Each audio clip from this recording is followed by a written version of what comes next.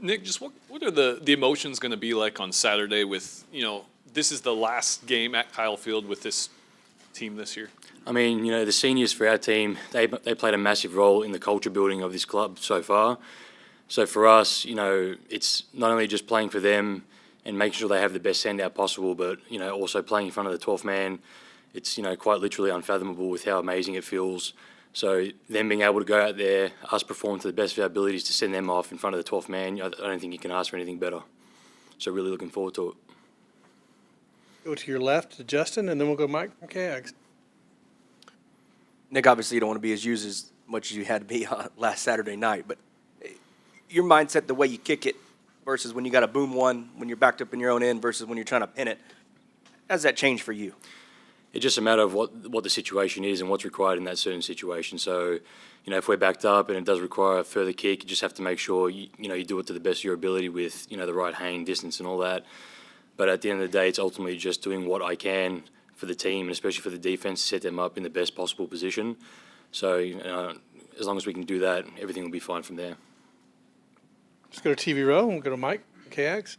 Nick, as a team, you guys did it last year after the Florida game. This year we saw it after Arkansas, Mississippi State. But where does the mindset and the mentality to be able to bounce back after disappointing losses come from? I mean, it all starts, first of all, from practice. I mean, you have to take practice Monday to Thursday like it is a game. And we did that last week in the practice, but it all, with that, it comes with the mentality that you have to bring on the game day.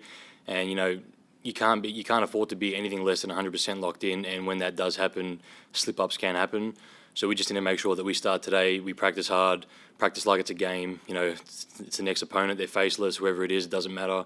As long as we do that and then bring the right mentality on Saturday, we'll be more than fine. Nick, we're going to go to the left side. Robert Cessna.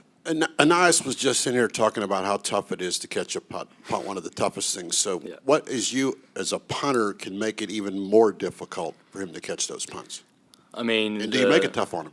Yeah, the first difference is being a lefty compared to a righty. There's not too many of them, and then the ball does spin differently. So that's the first big challenge. And then apart from that, I mean, it's just different style of kicks as well. So you can make the ball spin different ways, whether it's spinning from left to right, right to left, and all that. So I've given Anais different looks. So he's prepared just in case we do face someone, especially any Australian that does try and implement those kicks. So I mean, he's the best returner in the country. He's got every all the practice he needs and the skill set. So, but those are a few things that do make it more difficult. Go right here in front to the front row. Along those lines, Coach Slocum used to coach here. He said that catching a punt was the most difficult thing to do in football. Would you agree with that? I mean, I can only speak from what I hear, I guess. So I'd say, yeah, it definitely is difficult. I mean, I think there's probably more difficult things personally, just from looking at the game.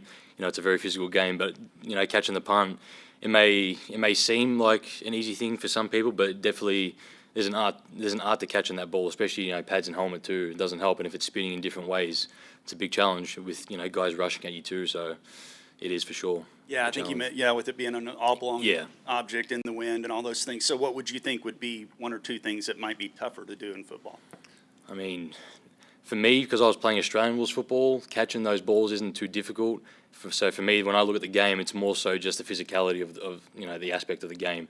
Even receivers, like being able to beat your man, turn, run, catch, and all that. I feel like personally for me, I find that as a harder skill, but I do see why catching the punt is definitely difficult. Yeah. Stay in front. We'll go to Travis and then Cole. I'm not sure if you have much interactions with him, but what's your interactions been like with Bryce Foster, and what kind of is his personality like? I love Bryce. I mean, he's at the same apartment complex as myself, and he just got a dog recently too, so we go outside together and let our dogs play. And he's just the best way I can describe him is just a big, happy, teddy bear type of guy. He'll be aggressive when he needs to be, and he's like your best friend. He's just so nice, down to earth, and I mean, he's the most talented guy you'll probably see, playing center. So he's unbelievable. We'll go to Cole right here in front on your right.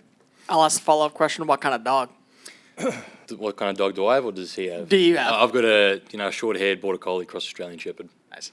So you talked about earlier left and right foot when it comes to punting. Yeah. What really is the difference? Is it the trajectory, the spin rate? What have you noticed, or from other punters, what have you noticed about kicking left and right? So the biggest difference is with the lefty, the ball will spin from right to left as it comes down, and the righty, it's left to right. So when you're used to catching punts from righties all the time and used to that same, trajectory of the ball. Once that changes up on you, it's a different ball game, and also that the actual spin of the ball is different in the different direction. So catching that, is actually a lot difficult too. Same with the snap. You've got a lefty snapper snapping you the ball. It's more difficult if you're not used to it than a right. So that's the biggest difference. But then apart from that, once you do all the spins and stuff and the ball, you don't know which direction it's going to bounce. So as a punter, you sort of can control that with some kicks. So it definitely is an advantage if you have that in your toolkit. And then on top of you leading the SEC in punting yards, you're also getting to help out Seth set up a Texas A&M record. Can you just talk about your relationship with him and what he's kind of taught you and you've kind of taught him over the last 2 years? Yeah, we're all, especially the specialist group, we're so tight. And Seth, for me, the biggest thing with him is his mindset and his ability to lock in no matter what the situation is. He could, rarely, when he rarely misses a field goal, he doesn't let that beat him up. He's right next to the next play, and he preaches exactly what Coach Fisher tells us. He goes, control what you can control and focus on the next play, and he's a prime example of who does that.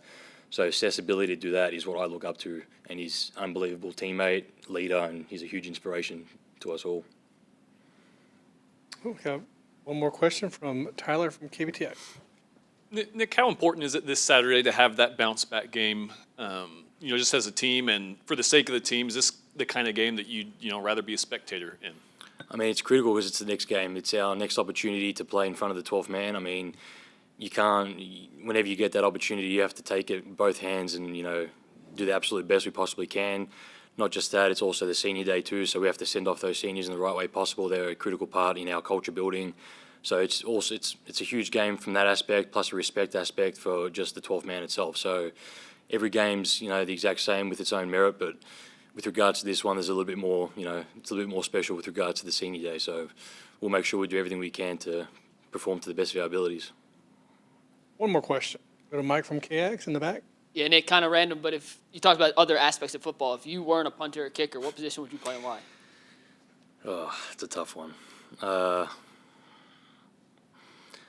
don't really know what I'd be, but I'd say the position I find most interesting, or something that I would love to do, would be probably like a receiver or even a quarterback would be fun. I mean, quarterback's hard. I get all the play. You have to know the plays and all that, but I feel like it'd be a position where it's enjoyable, but yeah, in its own way. All right, you're all done. Beautiful. Thanks. Thank you, guys.